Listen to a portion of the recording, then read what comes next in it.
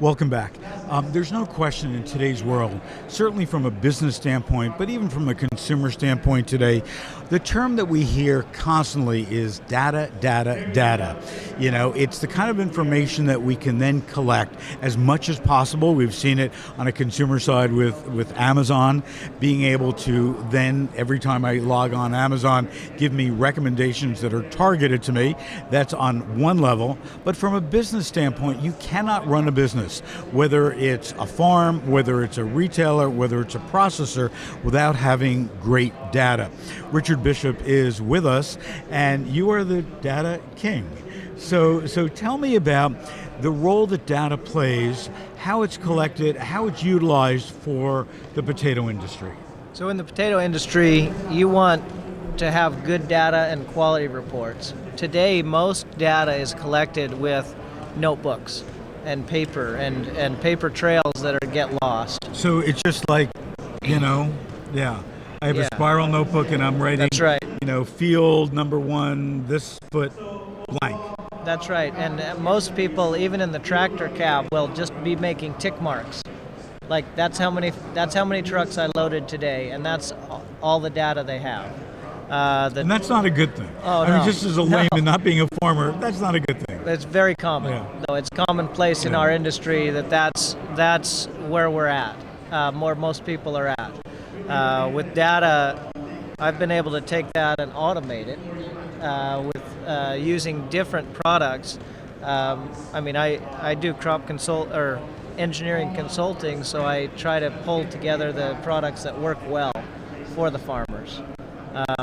So what does that look like? Is that an iPad? Is it an iPhone? Is it a proprietary device? How am I doing that?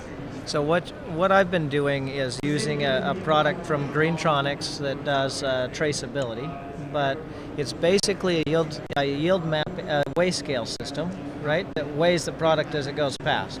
Then you have data. Then you take that data and you can report it. Either you can look at it live in real time, you can report it hourly, daily, whenever you want to, but you have a record that's digital from a weigh scale, so you know what volume you're harvesting. On a harvester, you can tell how much you dug that day, right? On a potato piler, it's very important because a potato piler is how much you piled in the cellar that day, or how many trucks did I ship and how much weight was on each of those trucks. The most common occurrence at the farm is they'll fill a enclosed reefer semi, and then they'll have to go and shovel out the overage because I put in too much. It's about data. And they do that by weighing the truck. Right, they'll go and run down the road, 5 miles, put it on the scale, come back and go, take 1,000 pounds off, take 2,000 pounds off. Talk about inefficiency. Knowing how much things weigh ahead of time gives me data and makes good decisions and helps farms' efficiency. So if I was a farmer and collecting data your way versus probably a 50-year-old way of doing it. Sure. And also just being able to go back if you've got an issue and going through these pages and pages of notes to try to find it. Forget that whole issue. What does it do to my bottom line when I start collecting it?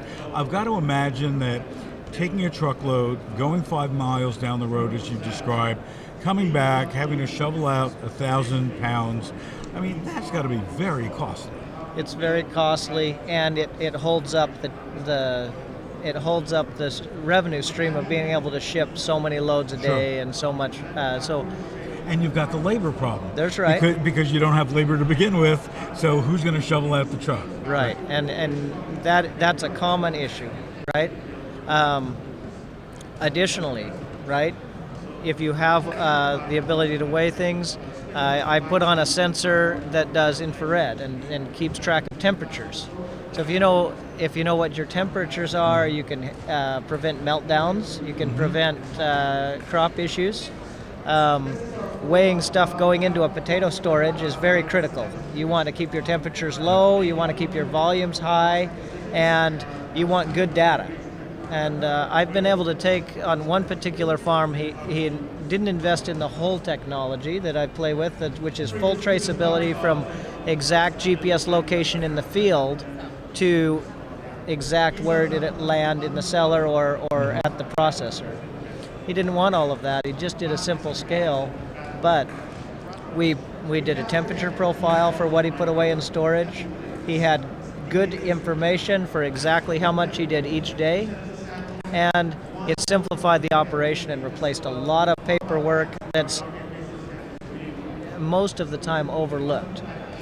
So, to put a number to this, did that farmer save 5%, 10%? You know, there's got to be some metric that a farmer could look at and say, yeah, it's worth my investment to do this because long term I'm going to get this. Besides just adhering to proper business procedures, having the data, there's got to be an economic benefit. Right. So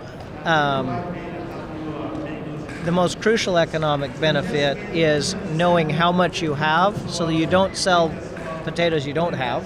Okay? Right. Okay. And that you can sell right up to the amount that you have. Okay? One load of potatoes pays for this system. Mm-hmm. Right? One truckload pays for the whole system. Okay. So in order to cover that, you have to be able to look at your efficiencies and save that truckload, right? Mm-hmm. If you're able to sell that one truckload because you knew you had it, that's a lot. That's the cost benefit. Well, Richard, you know, using technology, there's no question. We've talked a lot about this over the past day and a half. The farm has to become more data-driven, has to become more technologically advanced. We're seeing it with certain things. We just talked about drones from a soil health standpoint. We've talked about tractors that can, you know, drive themselves, turn around themselves, but it all comes back to what that reporting system is and how to quantify it to grow your business.